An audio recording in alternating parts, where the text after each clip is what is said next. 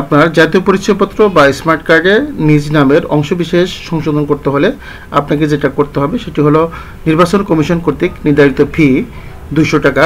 নির্বাচন কমিশন অনুমোদিত সোনালী bank, Dutch Bangla bank সহ অন্যান্য ব্যাংকে আপনি এই ফিটা জমা দিতে পারবেন। এবং আপনার এই ফিয়ের সাথে আপনাকে এই নামের অংশবিশেষ সংশোধন করতে হলে আপনাকে নির্বাচন কমিশনের নির্ধারিত ফির 15% ব্যাট জমা দিতে হবে। সংযুক্ত দলিলাতির মধ্যে রয়েছে এসএসসি বা সমমান সনদ, আর যদি শিক্ষাগত যোগ্যতা সনদ না থাকে সেক্ষেত্রে জন্ম নিবন্ধন, চাকরি প্রমাণপত্র, জাতীয় পত্রিকায় বিজ্ঞপ্তি প্রকাশ, চেয়ারম্যান বা ওয়ার্ড কাউন্সিলের প্রত্যয়নপত্র, নাগরিকত্ব সনদ এবং পাসপোর্টের সত্যায়িত কপি এবং ম্যাজিস্ট্রেট আদালত কর্তৃক অ্যাফিডেভিট।